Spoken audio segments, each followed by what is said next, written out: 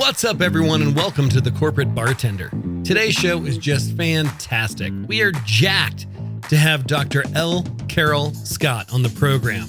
If you don't know Carol, today is your lucky day. She's a trauma-informed developmental psychologist, TEDx speaker, coach, and #1 international best-selling author. Carol brings the SASS. What's SASS? Self-aware success strategies to help you get along better on the adult playgrounds where you play today. She has mixed hundreds of years of child development theory with 21st century brain imaging research, decades of her own experience with developing humans of all ages, and I think you are going to dig it. So buckle up, TCBers, grab your favorite cocktail, and let's get right on into it with Dr. L. Carol Scott on today's TCB.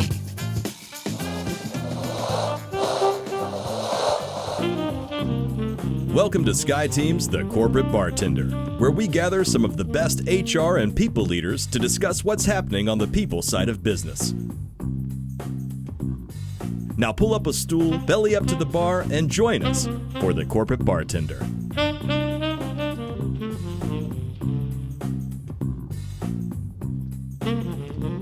All right, well, let's get started because Laurel's got to go. We need to get this show on the road. Well, welcome, everybody. It is so good to see you all. Here it is, Wednesday, your favorite day and mine. It's Bartender Day. It is the last day of August. And I don't know if I marvel at the passage of time more anywhere else than here on Wednesday afternoons, because holy cow, I can't believe the summer's over and that it is almost September. And it'll be cool enough for Hillary here in just a few weeks. We are episode 142, and today's going to be a good one. We've got a guest today, as many of you have seen up in your Brady Bunch view. You can see Dr. L. Carol Scott. Dr. L. Carol Scott is going to be with us today. We're going to be talking about relationships, a topic that's near and dear to our hearts. She's a trauma-informed developmental psychologist, and that word in her opening line of her bio caught me, trauma-informed.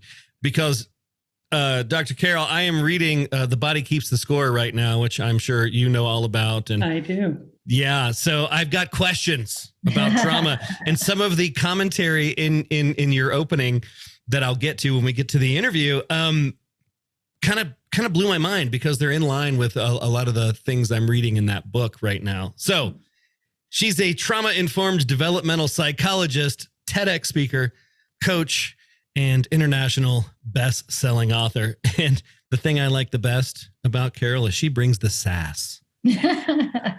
And this got Ruby all excited when I told her today that this was happening, because Ruby's pretty darn sassy herself. But SASS are self-aware success strategies. So we're going to talk about that today.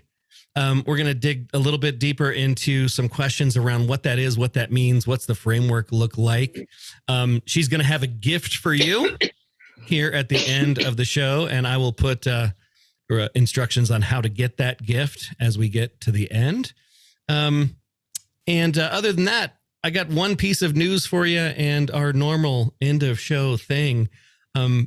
As you guys all know, I try to pick news items that are relevant to our guests when we have a guest. And this was a HBR article that came out just a few days ago, August 19th, called How to Build Real Relationships at Work. And I thought this was pretty interesting. The opening says, doing your job is only part of your job. The rest comes down to being seen, heard, and known, none of which is possible without strong relationships. And you all know that at SkyTeam, that is the lens through which we see everything. Because according to the work that we've done, right, you've heard me say it 1,000 times, the quality and depth of the relationships you have are the biggest influencer of your happiness, engagement, and productivity at work. But this article kind of takes it from a hybrid office twist. You know, it was interesting. Ruby and I were talking to a person today who is starting a new gig, and it is the second gig she started in the pandemic. So the second gig that she will have started in some sort of weirdo hybrid or remote capacity. And, you know, we've talked about this 100 times and we know it to be true. Building relationships in hybrid environments is hard. It's more awkward than it used to be, especially for us of the more introverted persuasion, the Disc C's of the world. I don't want to bother anybody. I just want to, do my work, and I don't want to piss them off or irritate them. So, but then there's this window of opportunity that closes when we're new and when we're meeting people and when we engage in what we call first contact in a relationship. If we let 6 months go by, then things get real weird and we just don't do it. So the article kind of broke it down into 4 steps, which I thought were interesting. They're pretty simplistic. Some of the questions that the author puts in there, I don't know that I would use them, but not everybody's me. So I get that. So step 1, they say, is break the silence. And this is the hardest step because it's the easiest to overthink. Am I going to bother them? What are they going to think of me? What do I even say? And then that doubt sinks in. So they give you some ideas about things to say, very, very easy things to do. If you're having an all hands meeting or a town hall, show up a little bit early and sit beside a stranger who doesn't look occupied. I was like, man, I don't even do that. I don't want to sit next to anybody. I want to sit next to Ruby because I know I can just talk to her.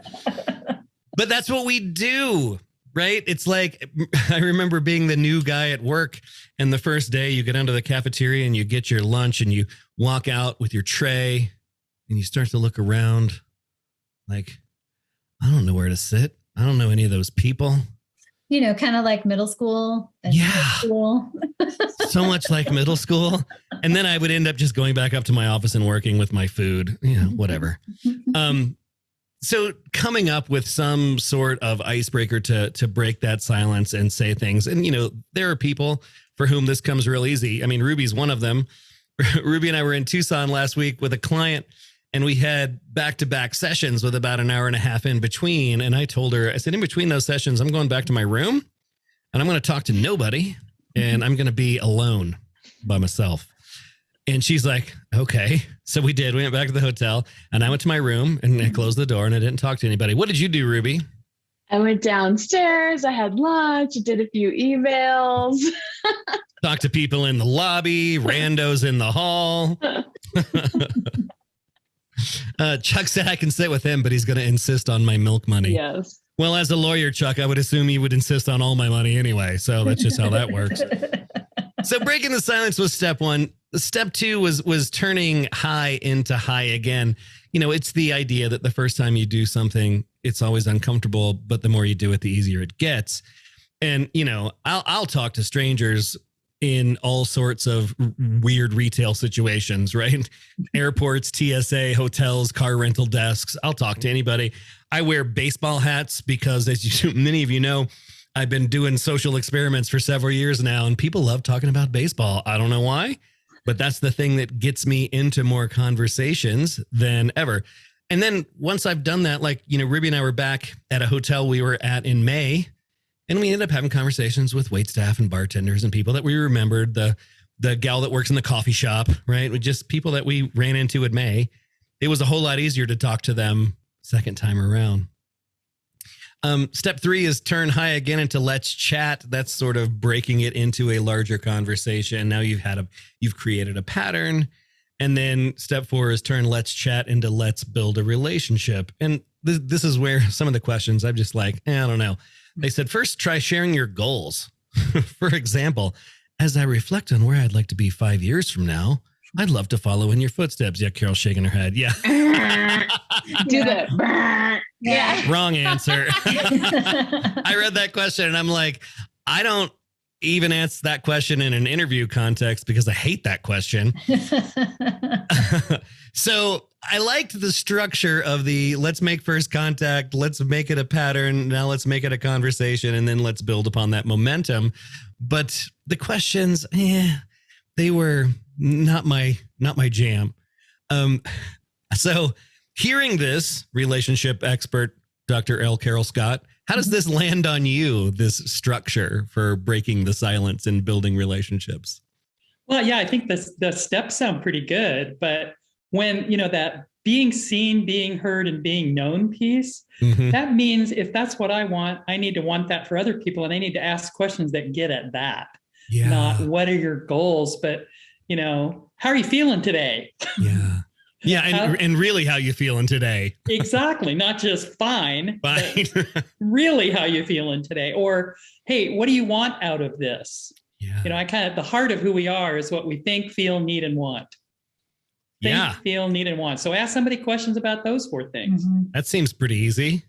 That reminds me of Erin Weed and her Head, Heart, and Core, right? Oh, yeah. Talking to people. You can talk to people from the factual, intellectual perspective. You can talk from an emotional perspective, and you can talk from a want perspective, and that you can find connection with people in different ways. And some may resonate more in one way than somebody else in another way.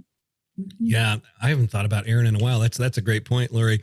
And anybody listening, there are 2 Erin Weed episodes we have, one on Head, Heart, Core, and one on her process called the Dig, which our own Lori Lance went through as a participant. She got dug.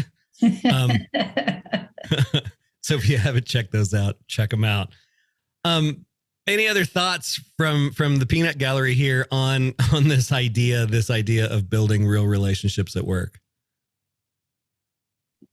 Just something that came up for me this week, Eric, as people are returning to the office. I was coaching someone, and he's really worried about coming back into the office and doing this in real time because that muscle hasn't been flexed for a while.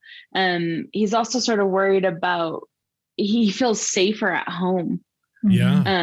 And so that's interesting. He doesn't want to come back in the office. So there's a little bit of safety for him in this relationship building piece too, for him to reach out and just connect with people for no good reason is going to be really uncomfortable for him, I think. And having to actually sit in a room with someone, I think, is that an idea is stressing him out. I could build on that, Ruby. Yeah. There's 2 things. One, you said, Eric, about building relationships virtually. Having done that for the last 2 years with my friends and colleagues in 100 coaches, I got to meet many of them in 3 dimensions only recently, and it was like greeting long lost friends that I hadn't. And so it was interesting to me because we had never met in real life in 3 dimensions. That was the first time, and yet the 2 years of virtual, just being on WebEx, had built deep relationships, as Ruby would say. And as Ruby just said, but what I did find was that my own small talk had atrophied. And that whole, do you remember I wrote an article a while back about why we forget people's names? I'm going to resurrect it because all of those muscles have been slightly differently tapped into for the last 2 years. And so I need to get fit again for meeting people over a drink or at the coffee line or during a 3-dimensional session. Well, something that sorry, go ahead, Lori. Something that Stacy and I have noticed and talked about, that when we go into the office, for some people, it's like when you're at your desk and you just want to run to the restroom and you don't get back to your desk for an hour later, because every time you see somebody, they're like, hi, la, la, la, la, la, la, right? And so for some people, they're starving for that in person, and it's not, and maybe some of their social awareness has atrophied in terms of, were you going somewhere? Did you have something? Did you have to be really bad? I dominated the last 30 minutes of your time. But I think that's also the thing to be sensitive to, is our appetite for that connection can look different than other people's, and other people that I see literally 9 rows across the, building, we can just wave, be like, nice to see you, take you, right? And that's connection for us. Other people, it's 20 minutes of catching up and chit chat. And so that also is just going to look and feel different based on people's natural tendencies, 100%. It's funny. It makes me think, the back to the office push and the idealization of what it was like to be in the office. I don't know about you, but when I worked in an office, I wasted a shit ton of time talking to people, just talking to people here and there, between the hallway conversations, the break room conversations, the people that pop by your office and just say, hey, do you have a sec? And 20 minutes later, right, they're still there. It was funny. Ruby and I were with a client in DC a couple of weeks ago, and it was the first time that they had been in real space together. And the thing that they were blown away by was how tall or not people were. Your legs are so long. They're like, I never thought you were that tall, because they've only seen him here, right? Everybody's the same height here. It's an egalitarian height machine. That's hilarious, because Lori, at the memorial, when I walked up to give him a hug, and I was like, oh my goodness. And he goes, people forget. Yeah. That's funny. Well, so relationships is a thing. I thought the article was interesting. It caught my eye. We always say that having a framework is better than just winging it. And so I like the idea that there is, sort of a framework that builds upon itself. I think to everybody's comments here, we've gotten off our game as it relates to building those relationships. It's been interesting being back on the road and in front of clients.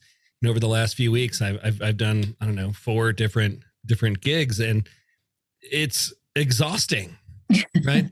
I mean, not only have the small talk and in building relationship muscles atrophied, it just takes a lot more juice.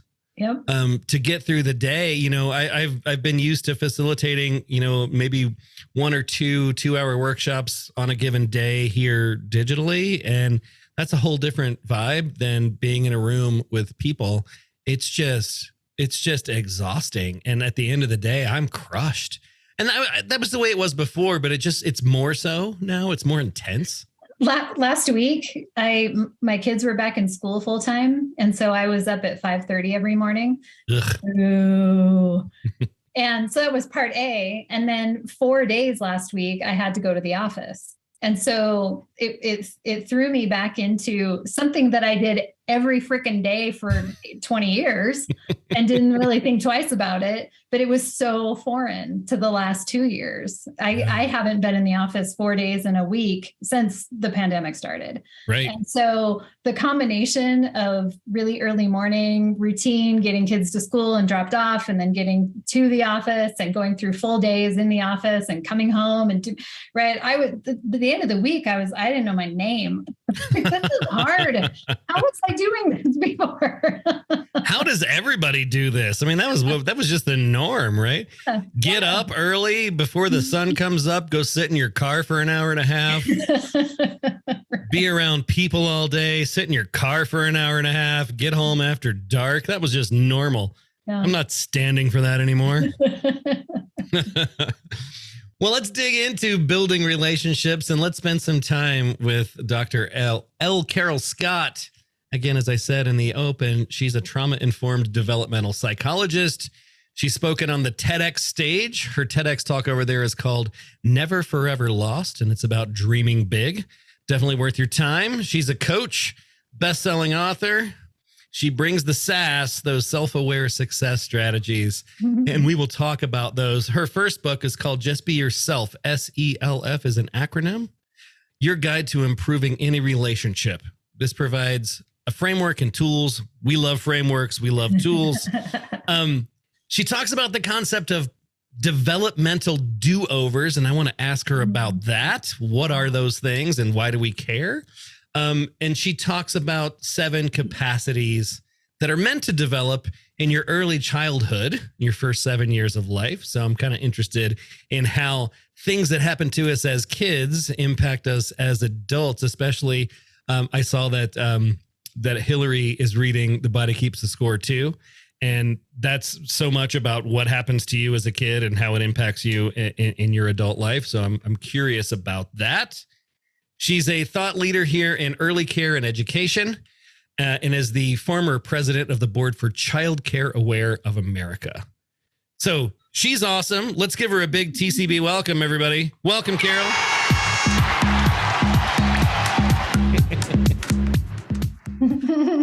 Oh, great. That's the best welcome I've ever had on a podcast. We don't mess around at the Bartender, Carol. No, we're fun. Don't. Yeah. So, Carol, tell everybody a little bit about you. You know, I don't imagine when you were a child, you set out to be the thing that you are today, but here you are doing this thing as an expert in this space. Just give us a little bit of the the potted history of your career arc and how you got here. Oh, thanks. I love that question. I haven't had it for a long time.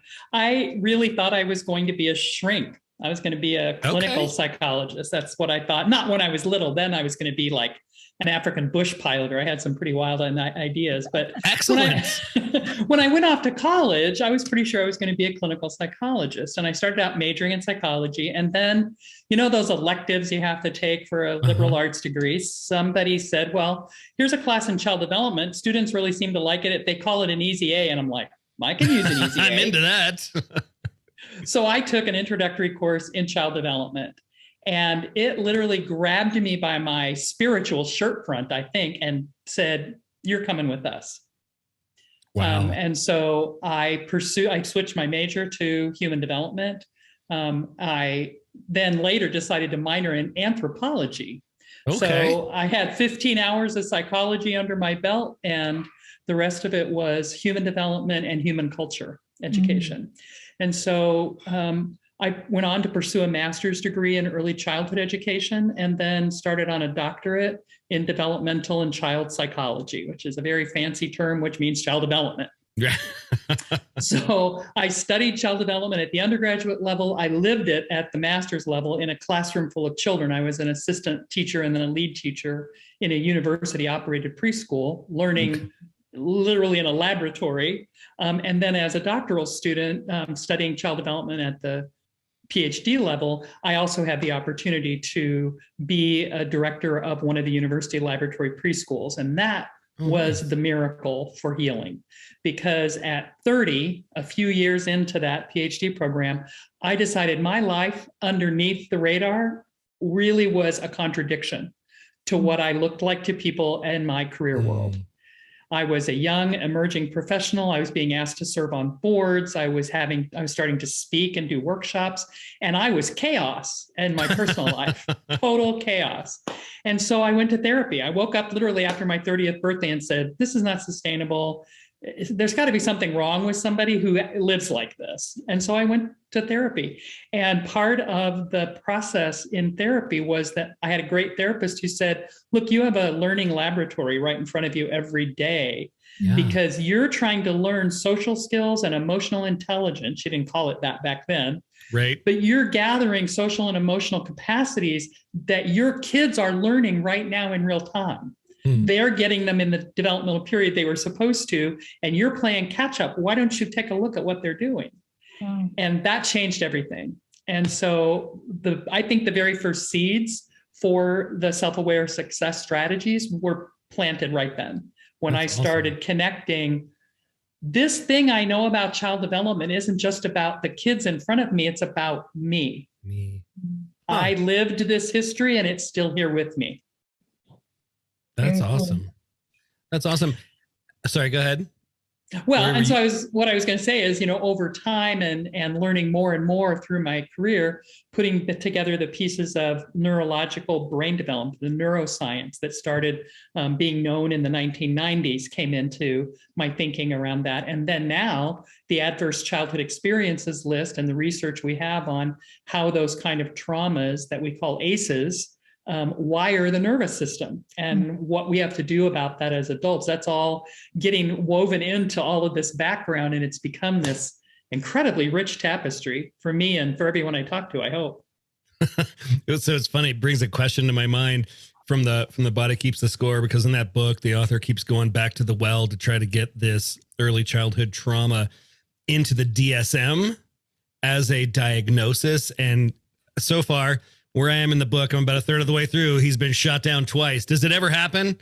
Does he ever get it in? I don't think so, but I couldn't swear to it. I don't follow the DSM closely, the changes they make to it all the time.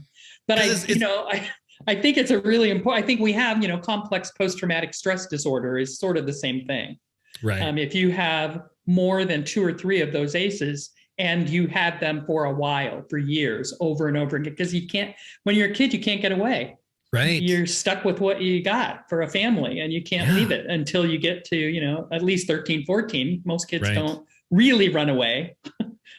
Right. I tried. I'd made it for like 8 hours and then I got hungry. Right. Exactly. So you know, the core of your sassiness here is around self-awareness. What does self-awareness have to do with success, and why does that matter?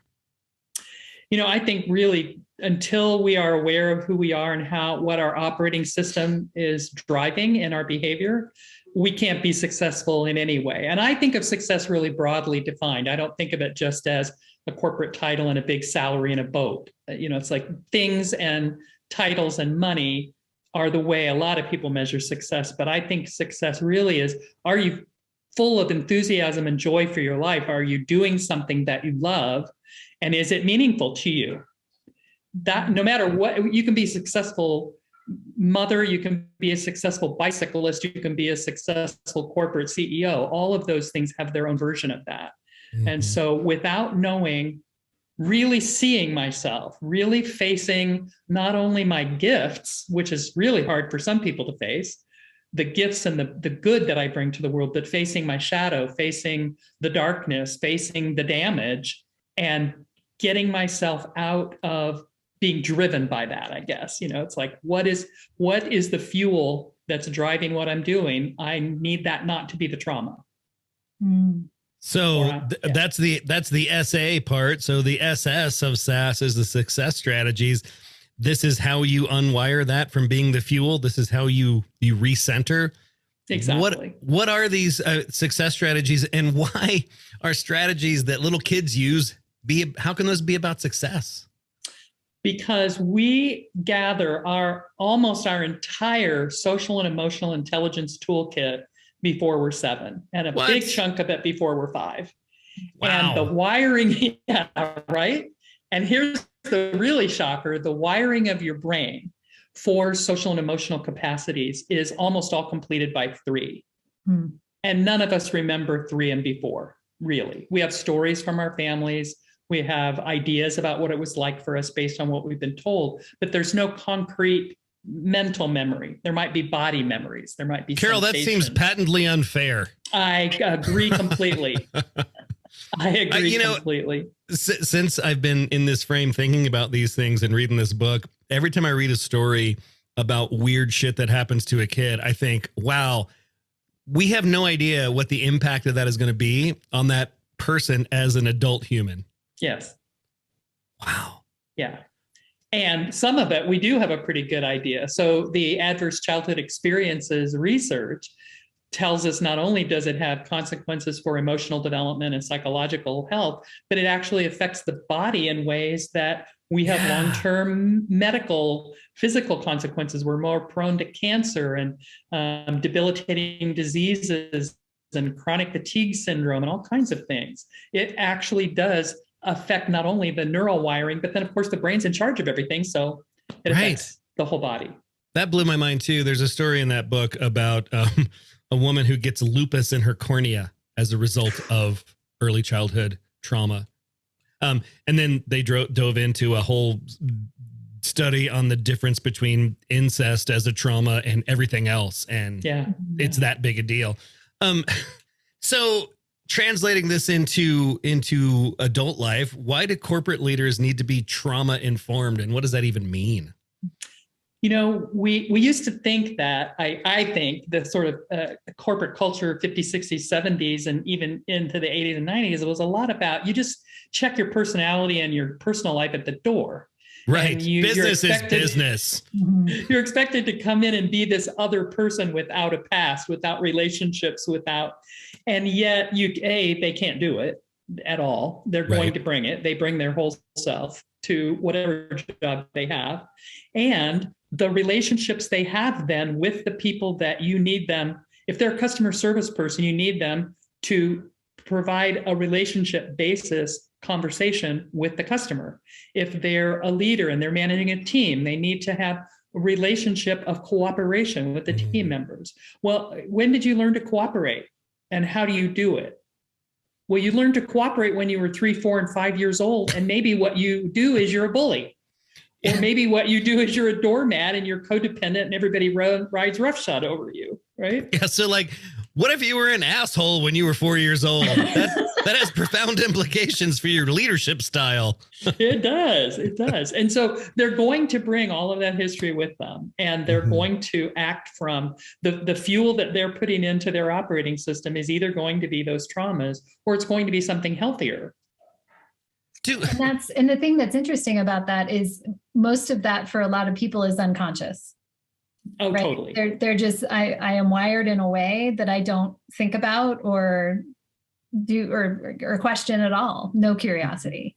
And so they are the asshole or the doormat or maybe they're very well adjusted, but they've never considered why. Is anybody really well adjusted? I'm reconsidering that whole notion right now. So if they say they're well adjusted or they have a functional family, they're a liar. Just say they're still unconscious. They're still there unconscious. I am. Yeah. Didn't you guys miss me while I was away? So, it's funny, Carol, it makes me think too. I mean, it sounds, sort of remotely Freudian, this idea that what happened to you as a child has such a profound impact on who you are as an adult. And I'm thinking, because I always say there's a fine line between realism and cynicism, and I have one foot on the dock and one foot on the boat there. Have you run across people who use this as an excuse? Hey, it's not my fault. This is how I was brought up. But just, you have to deal with me being a big fat jerk face because, my mom didn't treat me nice when I was 3 and I have no recollection of this. I haven't ever met anybody who took it that far, but just recently I met someone who went as far as kind of the first part of that. Well, this is how I am because of what happened when I was young. And I know I should do something about it, but I'm not going to. Mm-hmm. I don't want to go to therapy. I don't want to talk to somebody about this. I don't want to try to fix it. It's too late. I'm just going to be an asshole for the rest of my life. And you're like, bye. But bye. Yeah, I don't think I want to work with you. Exactly. So you said we learn most of these things by age 7, and you have this sort of codified into a manifesto, which I love. What is the SASS manifesto? It is a set of 7 statements of what you deserve to have if you were able to use these strategies successfully as an adult. Okay. And so you deserve, for example, one of them says, I deserve to have what I want. Right? It's the negotiation one, I think, starts that way. I don't know it by heart. So it's a way of saying about these 7 social and emotional intelligences that you deserve to have them.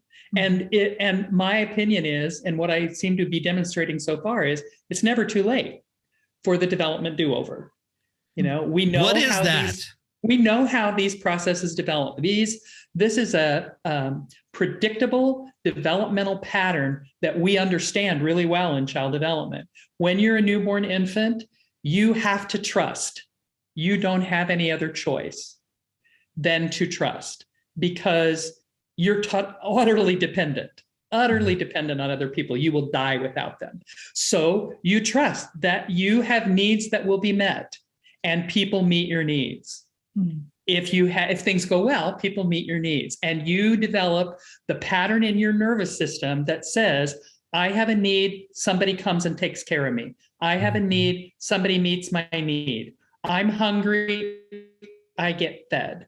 I'm cold, somebody wraps me up. I'm alone and I want to be with people, somebody comes and gets me and plays with me, okay? And if that's your consistent pattern, then you grow up to be a person who's comfortable needing things and believes that those needs will be taken care of by other people or by the world in general. It's like, and your needs get a whole lot more complicated than having your diaper changed and having a bottle put in your mouth. There are things like validation, being seen and heard for who you are, being comfortable, feeling safe. They become more complicated, but you've got the baseline and you get it in your first 6 months. I love it. It's funny. Just listening to you talk about it. It's the difference between me and Lori. Lori is well adjusted and is just convinced that the world is going to work out. Meanwhile, I sit with my back to the wall in a restaurant so I can watch the door. Yeah. Right. Yeah. Fundamental difference in approach. And, sometimes I say things to Lori just about things that I'm thinking. And she says, that would never even occur to me. Right? Like what happened to you? So I love this idea, these principles, right? Trust, independence, faith, negotiation, vision, compromise, and acceptance. And I just put this up on the screen. This is a page out of the gift that Carol will be making available to you. After the session today, if you shoot her an email, she will send you a PDF of this book that's called Become Your Sassy Self, which I think is fantastic. And I loved it. I love this idea of breaking it down into these I deserve statements, because I struggle with this, right? Yeah. Just as a depression and anxiety person in general, I struggle with the idea of deserving anything. And to see it kind of broken down this way, I found myself just kind of staring at this page for a while, because it hit me in my core to say these things out loud, right? You know, I deserve this, I deserve that. And there's 7 pretty powerful statements here. It's a mindset shift, to be sure. So Carol, you mentioned this in the context of the developmental do-over. What is that? Well, so for trust, these are the development do-overs are activities, coaching processes that I engage people into that give them an adult version of the experience that the infant had.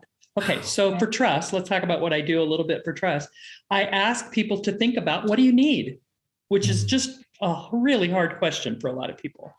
Are you asking that in the sort of Maslow level 1 way, or just in all the general? way up? Okay. All the way, all the categories. Okay. And I have a wheel of 12 categories of human needs that are, we all have them. The need for identity, somebody to, other people see you. The need to communicate what you think and to hear other people and understand them. The need to be physically comfortable. Have you ever seen the person who creates a nest around themselves at the conference table? Like they brought all the things, their special water bottle, their blanket, their little, they maybe got a picture of the spouse. I don't know, versus the person who flies in at the last minute and is like, oh shoot, I forgot a sweater. Yeah. Can I borrow a pen? Exactly. So what are your needs? Let's just say what they are. Let's list them. I need praise when I do a good job. I need that in my life. And Carol, you're killing it right now. I don't feel bad about it. I do not apologize for needing to be told I did a good job. And so where do I get that? The second part of the question then is, where do I get that need met? Who's meeting that need for me right now? And it's like, who's the person I can depend on? And name a person or two who, when you need to be appreciated for what you do, they're good at that. Most of the time. They get to have a bad day every now and then. Sure. And on the other side then is, who is not good at it? Yeah. Who do you know that's not their forte to give you that? But maybe they'll show up on the yes side for another need you have. I have a friend who is constantly late. So feeling respected when people are on time, that's like a need that I used to have. I don't worry about it so much anymore. I knew she was not ever going to meet that need, but I knew who would. But she met my need to spew crazy BS off the emotional crazy plane and just listen to me and calmly accept whatever I said and not try to fix me and not tell me I'm nuts, but listen all the way through and then say, is there anything you want to do about that? Is there any feedback you want about, just a good listener. Yeah. So who meets your need? Who doesn't meet your need? And what are you doing? Who are you turning to when you need that? Are you over there beating your head bloody on the brick wall of the one person who can't do it instead of turning to the 5 people who are good at it? Why? Let's look at that. So try, and then taking it, further and further steps down that road in the coaching. Yeah, you're punching me in the guts right now, Carol. Go ahead, Lori. Can I ask, and I think this is what you're getting at, right? In terms of the rewiring, right? Because how, for somebody who goes through most of their life feeling like they don't deserve a thing or are not worthy of a thing, intellectually, you can go through that exercise of going, yeah, I know I'm a nice person and I deserve good things, but it doesn't sink in. It doesn't get down into your heart and your gut. How do you go from intellectually getting it to actually experiencing it and living your life as though you deserve it? Yeah, and that's the right answer. I need to hear this. Ding, ding, ding. Yeah, and they getting deeper. So this is about how much I do in a workshop when I get up and I talk to a group of people. When you really commit to diving into that work, then it's about, okay, now we're going to practice. Here's a person you've identified as being able to meet this need you have. How do you ask them to meet another need that you think they might also be good at that is related to that? So for my friend, Abigail, who's such a good listener, to recognize that she doesn't meet the need, another need that I have that is related to that. What have I ever tried her out on it? How would that look? How would I sort of test the waters? How would I step in and try that? If this is somebody who feels like a really emotionally intimate connection for me, but we've never physically been like people who hugged each other.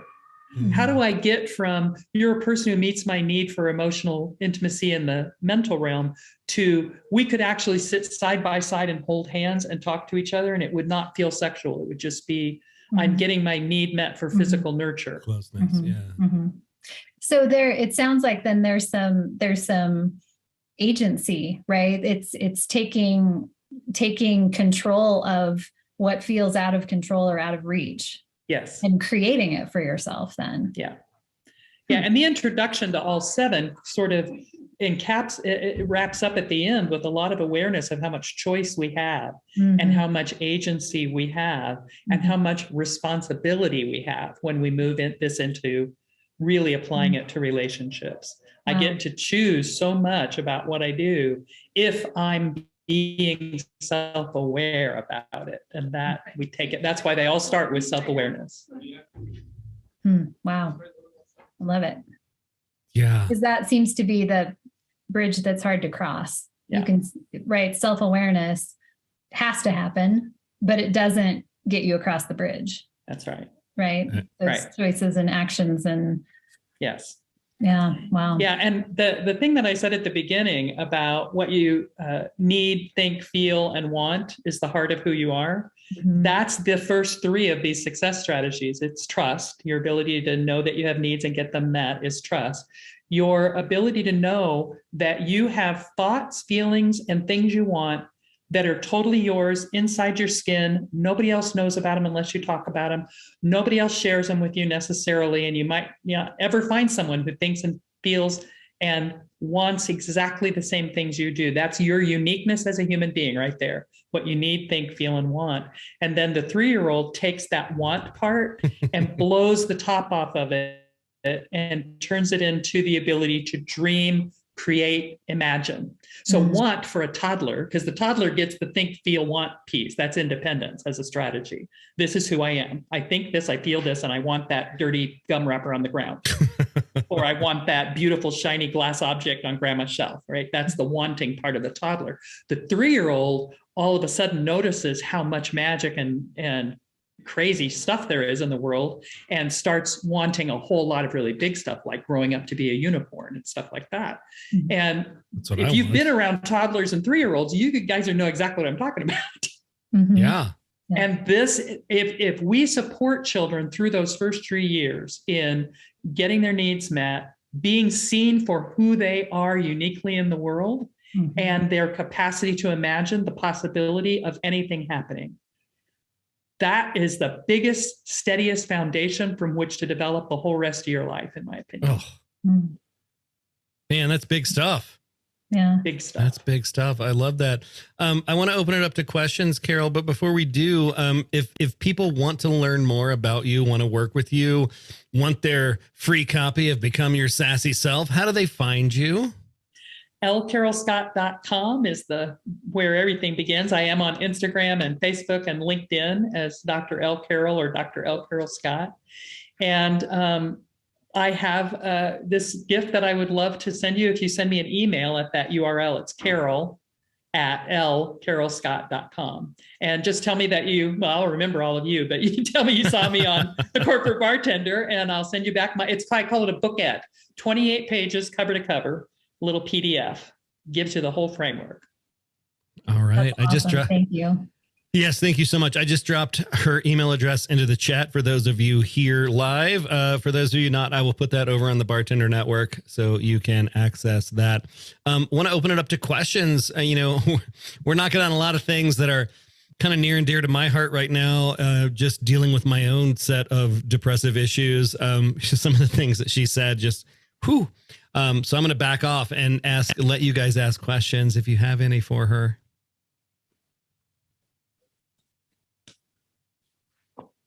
This makes me think a lot about saboteurs. I don't know if you're familiar with that term, right? Those voices in our head. There's been some work done around it. The Shirzad work on positive intelligence, right? Yeah. And there's and the way he defines it as like we all have this voice in our head. He calls it the judge, and there's sort of different flavors to it.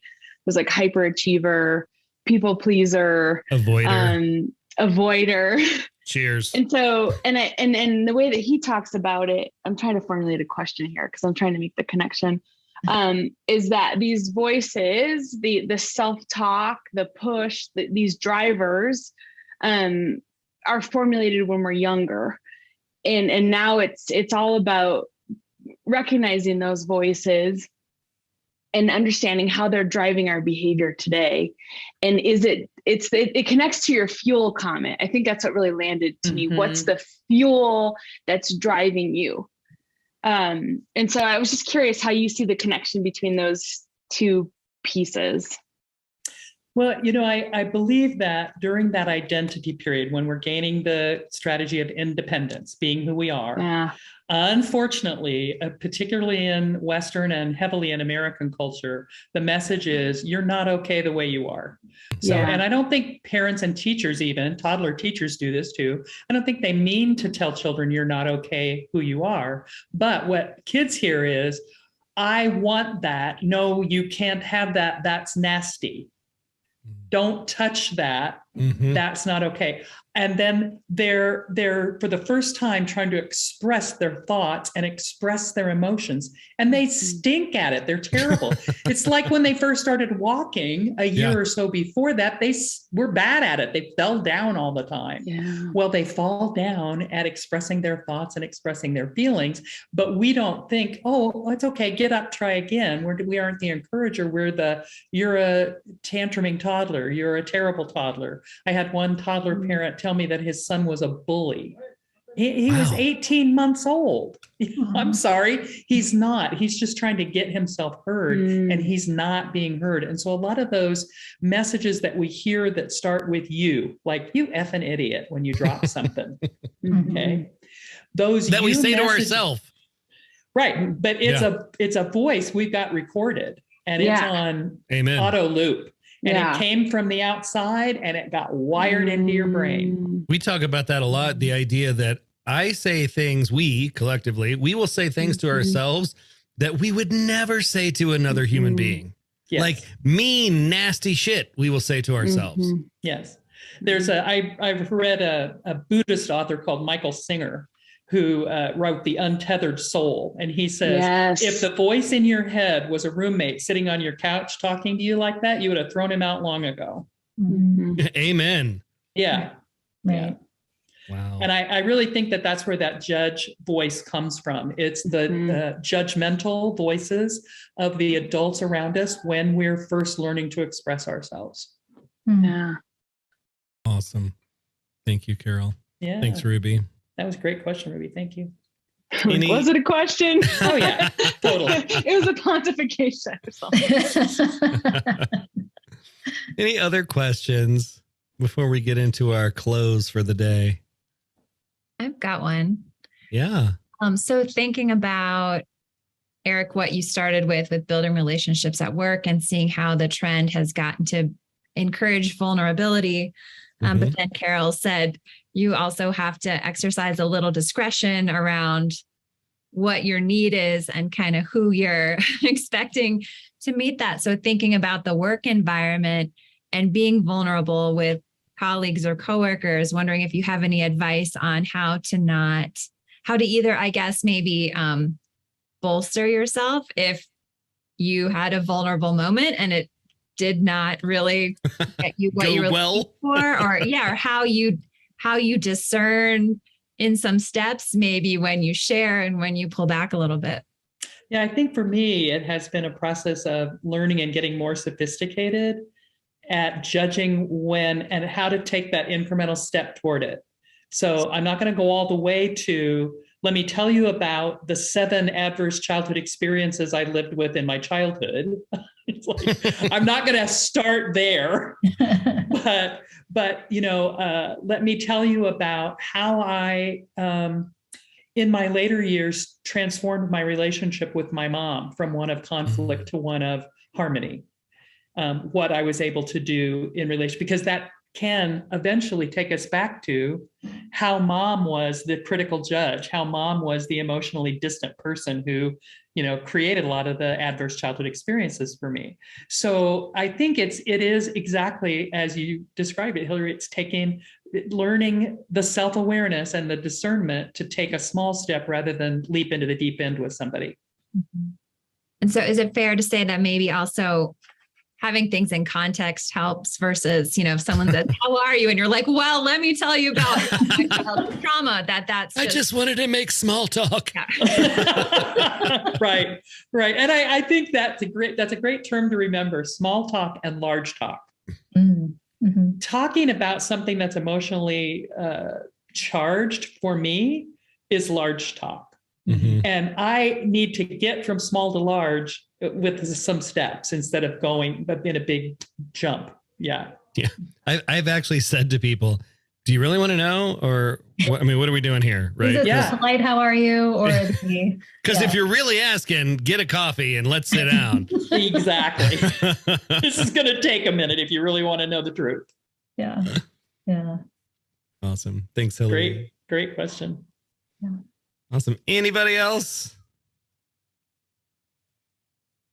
All right. Well, if you do have questions, you now have Carol's contact information and you can reach out to her directly. Carol, thanks for being here with us today. We're going to do our closing bits. We do some funny things. We do a quick good feel story because we want to restore our faith in humanity. And then we do what we call a semi-quarantine cocktail, which is just something that's kind of funny and based loosely on a cocktail recipe.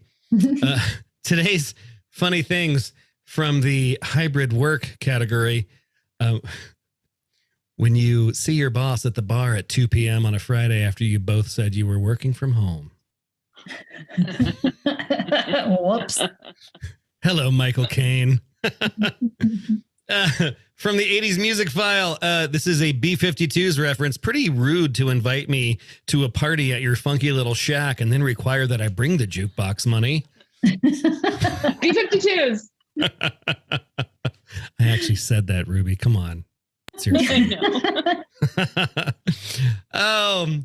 I asked my boyfriend what he wished he could change about me, and instead of saying something cute like "nothing, you're perfect," he said "nut allergy."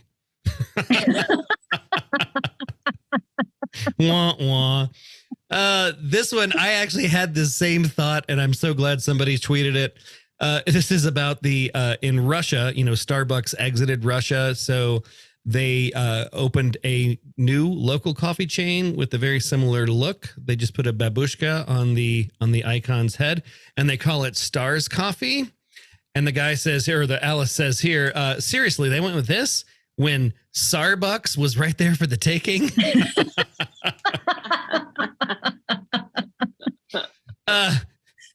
This one just made me giggle out loud by myself in my office. That's hilarious. Hear me out. Louisiana. Oh my God. And my favorite funny thing today, this is what happens when you let kids at a school vote on the school name change. The renaming of Robert E. Lee Elementary, the top vote getters here were Drew Brees Elementary, Bruce Lee Elementary, John Cena Elementary School, the Adolf Hitler School for Friendship and Tolerance, and my favorite, Schoolie McSchoolface. Oh my God, those are great. Today's Good Feel story, Steve Hartman. He's going to do what he does, and he's going to get you. Steve Hartman this morning has the story of one referee's very close call. Not many people get to return to the scene of their death.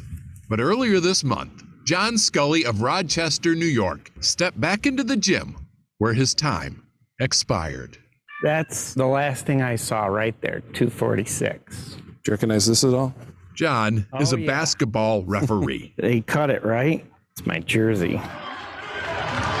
Back in June, John was officiating a semi-pro game between the Jamestown Jackals and Toledo Glass City. That's him on the near side, seconds before his heart attack. The deadliest kind of heart attack, called a widowmaker. Doctors told John's fiancée, Donna, almost no one survives it. Yeah, 1% of the population, and he's that 1%. I was in the right place at the right time. I mean, that's why I'm here. Within seconds, a Toledo player named Miles Copeland rushed to his side and started doing CPR. I've never witnessed someone just collapse, but I knew what had to be done. Turns out the Toledo forward is also a Toledo firefighter, a brand new one, just a year out of the academy. What does that feel like when all is said and done and you've saved a life? It's honestly one of the best feelings in the world. Few moments will ever come close, except maybe Oh my God. this one. We invited Miles to stop by the gym. It was their first meeting. I love you, man. You know I love you. After quadruple bypass surgery, John says he's feeling better than ever and looks forward to getting back on the court. And if you're reffing another game that Miles is playing in and he commits a foul, safe to say you'll look the other way? Safe to say not. Come on, what's the guy got to do? I love him, but he's not getting a fraudulent call. Fine by Miles. Love you too, man. Because he's already had the best game of his career.